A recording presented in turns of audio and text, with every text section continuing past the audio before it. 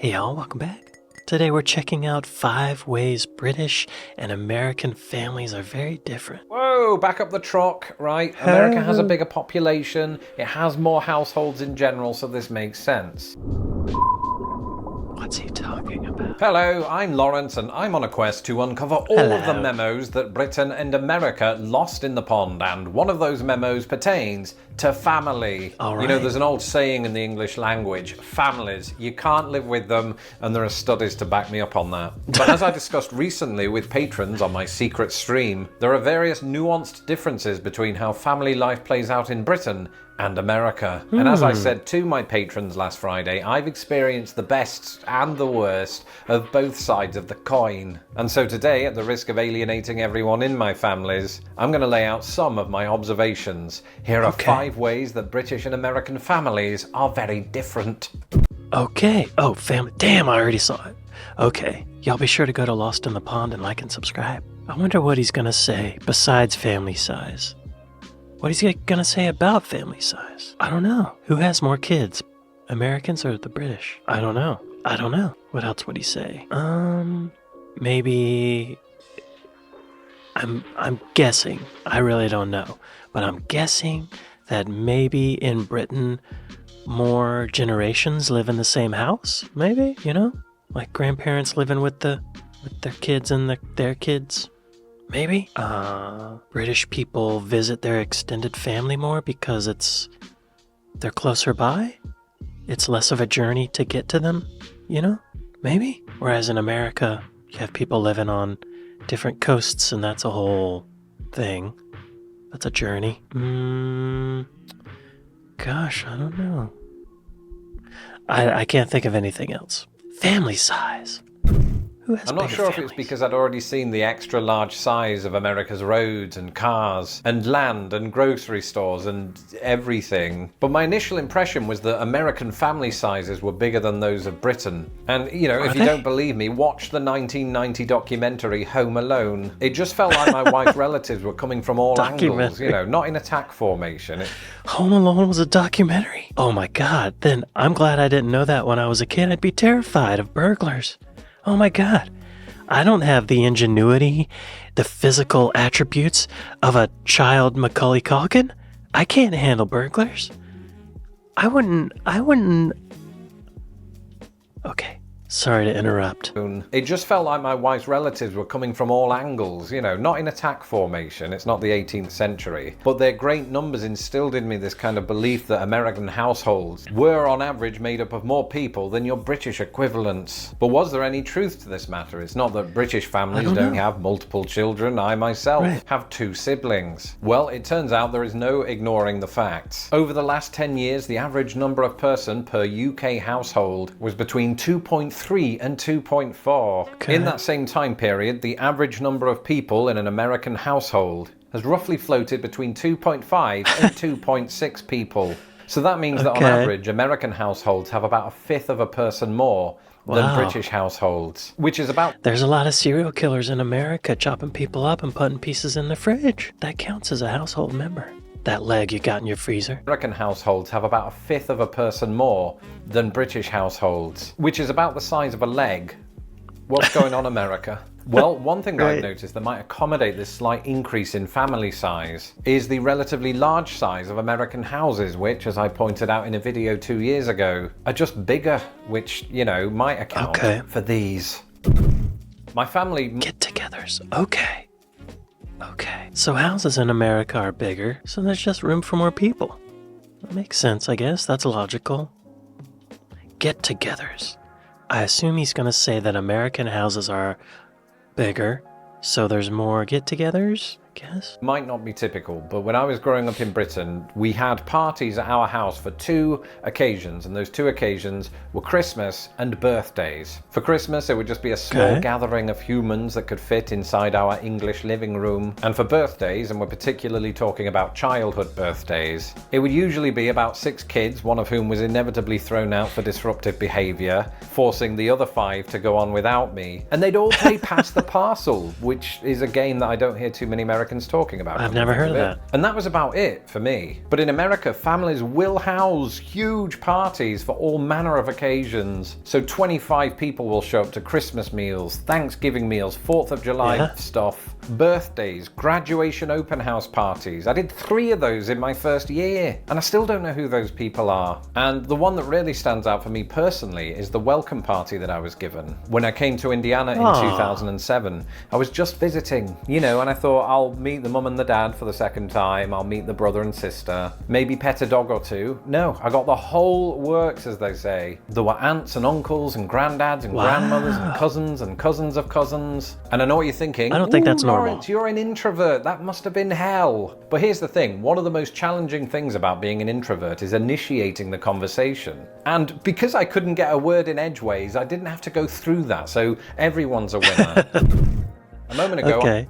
Wow. So Americans have more get-togethers because of the bigger houses. Okay. That's true. Definitely Christmas, Thanksgiving, maybe a birthday, 4th of July, Easter, and every once in a while on a Sunday we'd have like a get-together. Random barbecues, Labor Day, Memorial Day. Yeah, okay. Okay, I could see it. The role of education. I don't know what he's going to say. A moment ago, I touched upon graduation open house parties. What I didn't mention is that we do have graduation parties in the UK. It's just that the word graduation usually refers only to the commencement of university/college. Whereas in America, it seems like families will hold a graduation party for various levels of the educational pyramid. So I've celebrated everything from a distant cousin's graduation from elementary school all the way through to university. And it's all... I don't think I've ever been to an elementary school kid's graduation. Oh, that's not true. My niece, but I think she was graduating from kindergarten. We had a party, but that's it. That's all. Good. You know, you normally give them a card with some money in it, even though you needed that yourself. And presumably they put it toward their first car, you know, not the elementary kids. Or the high school kids come to that. I don't know what they spend it on. All this to say that American families place a great deal of emphasis on the educational excellence of their kids. Now, I'm not saying this doesn't happen in Britain. Of course it does. I just think the idea of pushing their kids to excel academically is, generally speaking, more prominent in the United States. Really? This doesn't just apply to grades, it's things like extracurricular activities. It seems like it's a really big thing here for kids to be on a sports team or to be in band or to do, what was it called? Yes, colour guard. That's where you throw the sticks and the flags in the air and you catch them in ways that I can't even comprehend. And American families are super supportive of this. You know, many of them will go and watch their kids perform, and I've even been to a few myself. And what can you say at the end of such an event? Oh, your flag throwing skills were really impressive, presumably. I mean, I don't know the rules. What else can you say? The point is, whether we're talking about football or marching band or honor society, it seems to me that a kid's extracurricular activities play a larger role in the dynamics of an American family as opposed to a British one. I sort of hate this bit because I don't have any data to back it up. It's just all feeling. So instead, let's talk about something for which I do have some knowledge. Before he goes to the second one, that's interesting. I don't know how it is in Britain, but I imagine, I bet the families are just as supportive of the kids. I grew up in the Southeast, in Florida, and football was such a huge thing in the little town I grew up in. The high school football. I mean, college football too, but the high school football? That's what brought the community together. And I imagine British folks have a similar thing. I don't think that the American way is necessarily better because it puts a lot of unnecessary stress on particularly the high school football players. Parents of these players would get in fights because their kid's on the bench and the other kid is out.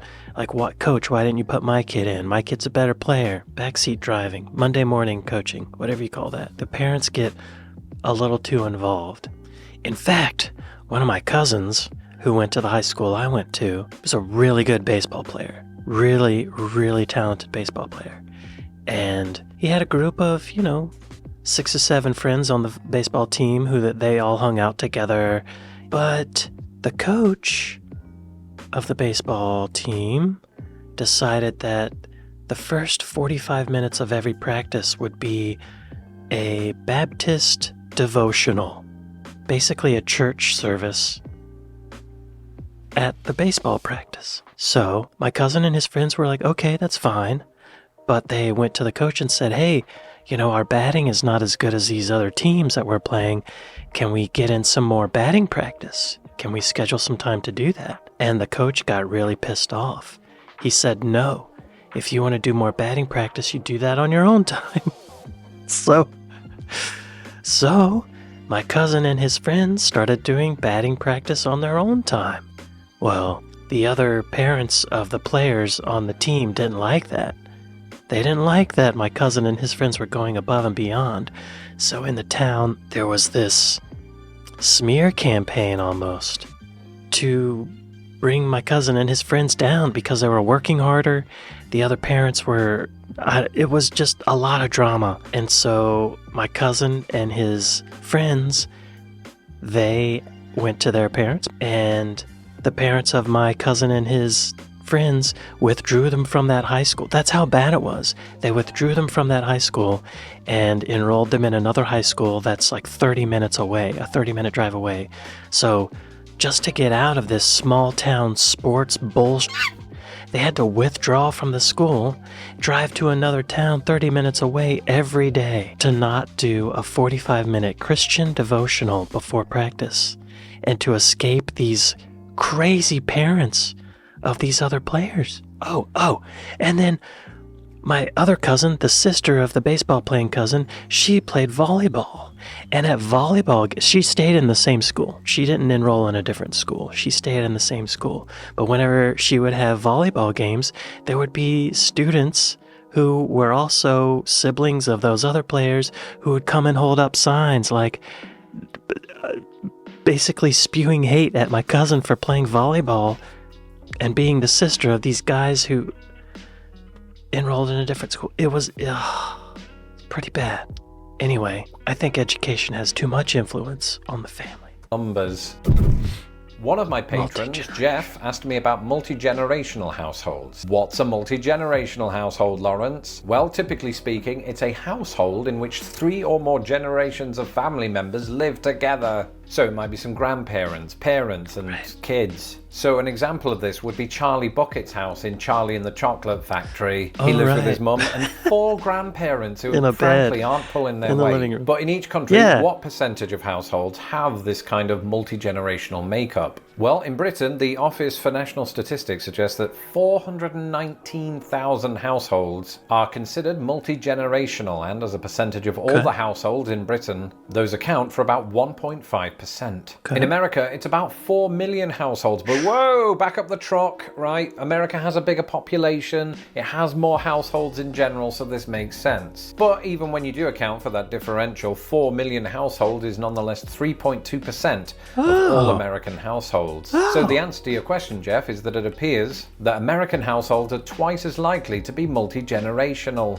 That's interesting. I was thinking that because Britain has more European influence, I would imagine that the British would have more multi-generational households. But actually, now that I'm thinking of it, America has a lot of immigrants from Europe and Asia, all over. And it's more common to have multi-generational households in those countries. So when they come to America, maybe they bring that lifestyle here with them, right? That's what I'm thinking. What do we learn from that? I don't know, but it's an interesting fact. It is interesting. And then there's the terminology, the titles that we use to describe a particular family member. And I don't just mean the word plonker. No, I'm talking about the American mom versus the British mum. Or for my American friends, I think that means like a stupid person. Plonker. Pops versus my old man.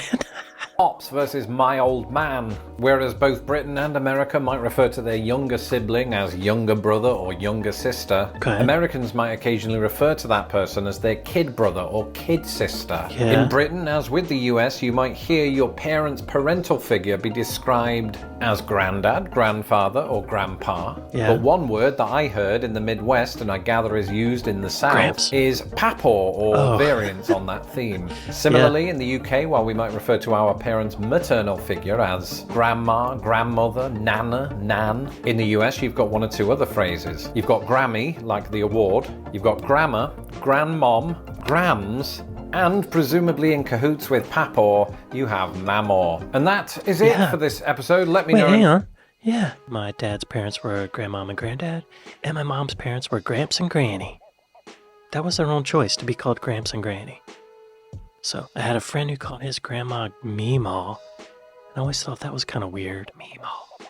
Meemaw. I think it's a southern thing. And that is it for this episode. Let me know in the comments below if your family has its own quirks. I'm Lawrence Brown. You can follow me on Twitter at LostInThePondUS, and don't forget to subscribe to my channel so that my videos don't get lost in the pond. A big thank you to my patrons who helped talk this video through with me. If you would like to support Lost in the Pond, you can do so today at patreon.com/LostInThePond. Or patreon.com/JJLAReacts. Until the next video, goodbye. Goodbye. Huh. I think our families have a lot more similarities than differences, don't you think? I didn't grow up in a multi-generational household, but I did grow up in a town where both sets of my grandparents lived, and aunts and uncles. And I am thankful for that. And cousins, of course. I wish more of them lived in the same town as I grew up in. It'd be fun. Cousins are fun. I almost did live in a multi-generational household. When my grandfather died, my grandmom was still alive, and we were gonna refurbish our garage, set it up like an apartment for her. But I don't think she was into that. She didn't want to live with me.